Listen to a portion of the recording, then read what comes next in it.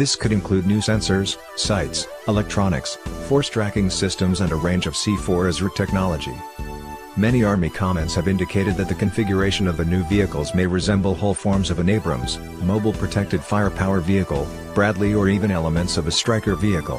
However, it is without question that, whatever NGCV evolves into, it will be built to consistently accommodate the best emerging technologies available.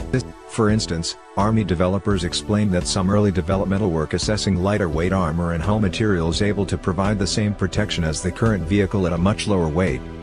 We could look at some novel materials such as lightweight tracks or a hull replacement, Lieutenant Colonel Justin Schell, the Army's product manager for Abrams, told Scout Warrior in an interview. Key parameters for the NGCV will, among other things, include building a lighter weight, more mobile and deployable vehicle. Weight, speed and mobility characteristics are deemed essential for a tank's ability to support infantry units, mechanized armored units and dismounted soldiers by virtue of being able to cross bridges, rigorous terrain and other combat areas less accessible to existing 70-ton Abrams tanks.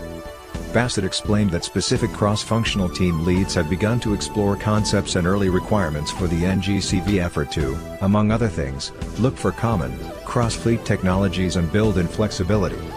We are standing up the cross-functional teams defining the art of the possible as we look at what technologies are available, Bassett said in an interview with Scout Warrior. We could change some assumptions. We wanted to give the Army some flexibility.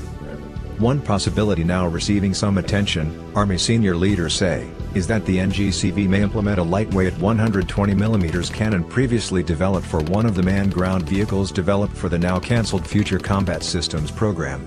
The vehicle, called the Mounted Combat System, was built with a 2-ton 120mm cannon roughly one-half the weight of the current Abrams cannon. The Army's MC's program developed and test-fired a super lightweight 120mm cannon, called the XM360, able to fire existing and emerging next-generation tank rounds. The MC's was to have had a crew of 2, a .50 caliber machine gun, and a 40mm automatic grenade launcher. The Army's recent combat vehicle modernization strategy specifically mentions the value of adapting the XM360 for future use. Next-generation large-caliber cannon technology. The XM360 next-generation 120mm tank cannon integrated with the Oz will provide the M1 Abrams a capability to fire the next generation of high-energy and smart tank ammunition at beyond line-of-sight ranges. The XM360 could also incorporate remote control operation technologies to allow its integration on autonomous vehicles and vehicles with reduced crew size. For lighter-weight vehicles, recoil limitations are overcome by incorporating the larger caliber rarefaction wave gun technology while providing guided, stabilized loss, course-corrected loss, and beyond loss accuracy. Special new technology was needed for the XM360 in order to allow a lighter weight cannon and muzzle to accommodate the blast from a powerful 120mm tank round. Elements of the XM360 include a combined thermal and environmental shroud, blast deflector, a composite-built overwrapped gun, tube modular gun mount, independent recoil brakes, gas-charged recuperators, and a multi-slug slide block breech with an electric actuator, Army MC's developmental documents describe.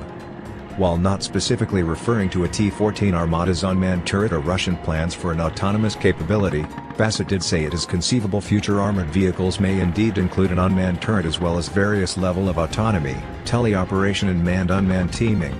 The prospect of integrating autonomous vehicles into future armored platforms is, as noted above, also specified in the Army's combat vehicle modernization strategy. Accordingly, Bassett also emphasized that the future NGCV vehicles will be designed to incorporate advanced digital signal processing and machine learning, such as AI technologies.